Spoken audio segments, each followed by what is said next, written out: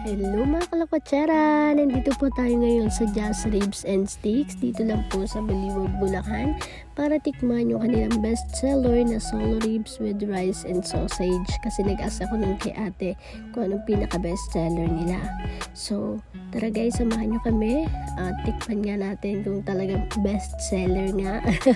So, ayan, umorder na po kami ng iba't ibang mga menu nila dito.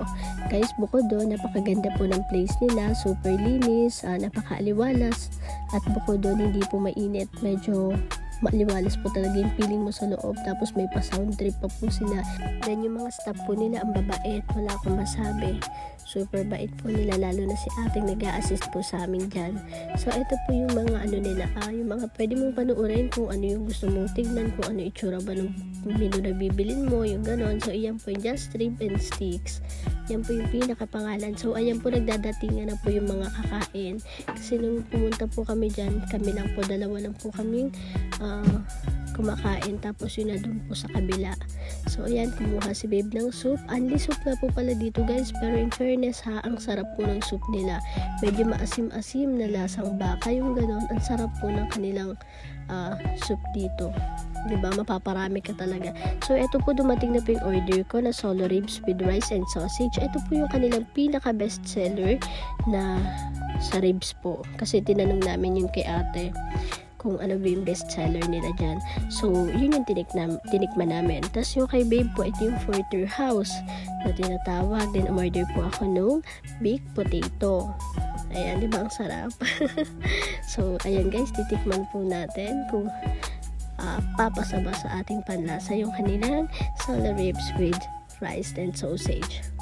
Ayan guys, ang masasabi ko po sa kanila, solo ribs with sausage guys, ang lambot ng ribs, sobrang lambot guys, promise. Kahit bungal ka, makakagat mo yan. Ang lambot talaga niya. Ayun, tignan mo. Tapos binigyan ako ni babe ng Porterhouse. Tinikman ko. Ang sarap din. Napakamalasa. Alam mo yun, medyo matamis na malinamnam yung lasa niya. Ang lambot. Hindi ka mahihirapang kagatin. May kutsilyo pa nga na binigay sa akin si ate panghiwa. Hindi ko na nagamit kasi ang lambot talaga nung ano nila nung mga laman. Talagang pinakuluan po nila. So, ayan po, tinikman ko yung kanila baked potato. Ayan guys, ang sarap din ng baked potato nila ha. Yung cheese na ginamit nila is yung parang hindi siya yung maalat-alat, sakto lang po yung pagka-cream niya. Yan, sinamahan pa po ng kanilang cheese. Ayan, Eden cheese ba yan? Pero manasa po ha, ang sarap. Guys, pasensya na po, medyo sinisipon ako dahil naulanan ako kahapon nung naligo kami sa TRT. Ayan, sure ko lang po. Kasi baka medyo ngongo ako sa pag pinakinggan nyo. So, ayun guys, yung tinikman ko po yung ano yon, solo ribs pa rin. Talaga hindi nakakasawa tikman guys. Sabi ko, babalik din ako dyan.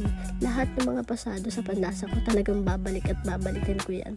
Ito po kanila solo ribs. Wala kang masasabi talaga. Super sarap ang lalamnam. Alam mo guys, yung medyo matamis na medyo may sauce siya na ano. Ganun, ang sarap palalo. Tapos yung kanilang natawa ako sa sausage. Ang laki putik yan. Ayan guys, ang sarap din ng ano nila, nung cheese po na nilagay dyan. Talagang nanunuot yung lasa. Grabe, yung java rice nila, ay naku, panalo yung java rice. Kabog yan sis. Kapag pupunta po kayo dito guys, huwag nyo kalimutan tikman yung kanilang solo ribs kasi di naman ako nagsisi na yan yung binigay sa akin ni ate. Kasi nagtanong lang kami, ano po bang bestseller? So, yun yung kinuha namin, panalo. Then guys, ito yung kinakain kong pansit. In order ni babe sa kabilang pwesto yan, hindi yan dyan ha. Sa kabilang pwesto, panalo din po yan. Panalo sa akin yan. Si babe kasi mahilig sa pansit. Talagang hindi mo siya mapipigilan. Pag gusto nyo kumain ng pansit, kakain talaga siya. So, ayan guys, napaparami na po yung kain ko. At talaga namang mauubos ko talaga dahil ang sarap na. Dito na po kami nag-dinner ha kasi gusto ko pong mag-vlog ngayon. So, ayan. Tinikman ko na po yung kanilang buttered corn. Ay naku guys, yung buttered corn nila, ang sarap din. Grabe. Ano ba mga nilagay nyo sa mga putahe nyo dito? Bakit ang sasarap? So, i-rate ko yan ng 5 star yung page po nila. Grabe guys. Tapos, alam nyo ba, napakamura dyan guys. Yung kinain po namin na yung solo ribs ko guys, 265 pesos lang. ang laki ng serving. Parang 2 tao na po yung pwedeng kumain sa serving nila na ganyan. Tapos yung kay babe din, nasa 200 plus lang din yung kay babe, pero ang laki, grabe. Worth it po. Pag pumunta po kayo dito, hindi naman po kayo manghihinayang. Super worth it. So may nakita nga po kami kaninang magpapamilya, yung pumasok sila, ang dami po nila. Ang in-order din nila yung steak. Talagang yun po siguro yung best seller nila. Kasi puro steak yung kinuha nila eh. Ayan. Diba? Solid. Tapos ayan si babe tuwan-tuwa. O diba? Pansit nga talaga yung pinakanilalafang niya. Pero naubos niya rin po yung mga order namin doon sa dito sa Just Ribs and Steak. Ayan. So actually guys, ito po yung naging bill namin. Diba? Napakamura. 1-2 lang. Ang dami naming na-order. O, hindi pa po kasama yung pansit doon kasi sa iba nga po siya in-order. So ito po, pauwi na po kami. At malapit na po ito sa aming bahay. So, ayan guys, dito ko na po tatapusin yung aking mini vlog. Thank you for watching.